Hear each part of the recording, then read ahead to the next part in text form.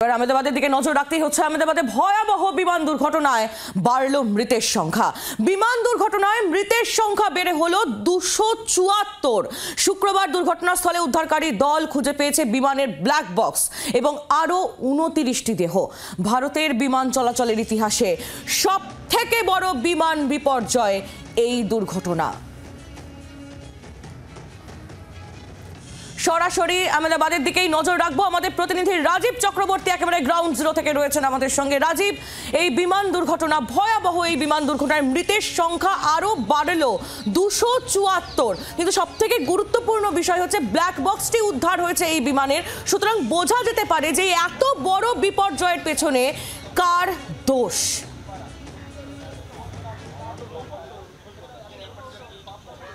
অবশ্যই দেখো, এই বিমান দুর্ঘটনার প্রধান কারণ কি সেটা জানতে গেলে এবং সেটা জানা দরকার, সেটা জানতে গেলে ব্ল্যাক বক্সের গুরুত্ব অপরিসীম এবং সেই ব্ল্যাক বক্সটি গতকাল পাওয়া গিয়েছে।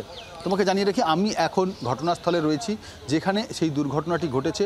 যে বিমান একেবারে 242 জন যাত্রী এবং ক্রু মেম্বার নিয়ে যে বিমান উড়েছিল, এই আমার পেছনে দেখাচ্ছে শুভাশিস, এই 4টি বিল্ডিং, যেটি মূলত এই মেডিকেল কলেজের যে হস্টেল, যারা পড়ুয়া তাদের হস্টেল, সেই হস্টেলের তুমি দেখতে পাচ্ছ দেওয়ালগুলি কীরকম কালো হয়ে গেছে। একদিকের দেওয়াল যদি দেখো, ডান দিকে কীরকম সাদা আছে এবং বাঁদিকের দেওয়ালগুলি কালো হয়ে গিয়েছে, অর্থাৎ ছাদে এসে বিমানটি পড়েছে এবং একেবারে গ্রাউন্ড ফ্লোর পর্যন্ত কালো হয়ে গিয়েছে। তুমি বুঝতেই পারছো, 1,25,000 লিটার যখন জ্বালানি সেটা একসঙ্গে দাউ দাউ করে জ্বলেছে, তার পরিস্থিতি কি হতে পারে। যদি গ্রাউন্ড ফ্লোরেও কেউ থেকে থাকেন, তার অবস্থা কি হতে পারে। বিমানটি ওপরে এসে পড়লেও একেবারে 1, 2, 3, 4, 5, অর্থাৎ এই গ্রাউন্ড ফ্লোর নিয়ে 5 তলা এই বিল্ডিং, কার্যত 6 তলা বিল্ডিং, এই 6 তলা বিল্ডিংটার ওপরে ছাদে এসে বিমানটি পড়লো ঠিক পরশুদিন, এবং তারপর দুর্ঘটনা ঘটলো। দুপুরবেলা ছিল সে সময়টা, এবং পুরো 4টি বিল্ডিং, এই বিল্ডিংটির পরপর 4টি বিল্ডিং রয়েছে, পুরো কালো হয়ে গিয়েছে এই দুর্ঘটনাস্থলের এখন পরিস্থিতি। কিন্তু গুরুত্বপূর্ণ আরও একটি তথ্য হলো, গতকাল আরও 9টি মৃতদেহ পাওয়া গিয়েছে, অর্থাৎ গ্রাউন্ড স্তরের, অর্থাৎ যারা এই বিমানে ছিলেন না, এমন মৃতের সংখ্যা কিন্তু বেড়ে দাঁড়ালো 33 জন। মোট 274 জন মৃত্যু হয়েছে এখনও পর্যন্ত দাঁড়ালো। গতকাল পর্যন্ত আমরা জানাচ্ছিলাম 265, সরকারের দেওয়া তথ্য অনুযায়ী এখনও পর্যন্ত দাঁড়ালো 274 জন। এই সংখ্যাটা কি এখানেই থামবে নাকি আরও বাড়বে? দেখো, যারা আহত রয়েছেন, জখম রয়েছেন, তাদের মধ্যে অনেকেই আশঙ্কাজনক অবস্থায় রয়েছেন। তাদের এই আশঙ্কাজনক অবস্থাটা এরকমই থাক, ভালো হয়ে উঠুন তারা, কিন্তু মৃত্যুর সংখ্যা বাড়তে পারে এমন একটা আশঙ্কা দেখা যাচ্ছে। এবং একটু আগে আমরা যখন এলাম, ঠিক কয়েক মিনিট আগেই, 2-4 মিনিট আগেই এনডিআরএফের টিম আবারও বাসে করে এলো। বাসে করে তাদের এনডিআরএফ দলকে আনা হলো। আমরা জানি যে উদ্ধার কার্য চালানোর ক্ষেত্রে এনডিআরএফের উপরই ভরসা করা হচ্ছে।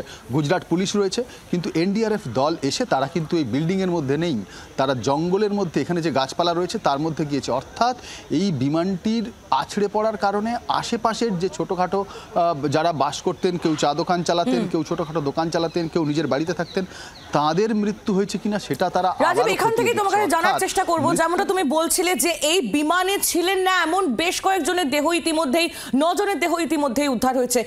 অনেকে নিখোঁজ ছিলেন রাজীব, বিশেষ করে এই হস্টেলে পড়াশোনা করছেন এবং এর আশেপাশে রয়েছেন এমন বহু বাসিন্দা নিখোঁজ ছিলেন। এখনো পর্যন্ত কি কেউ নিখোঁজ রয়েছে?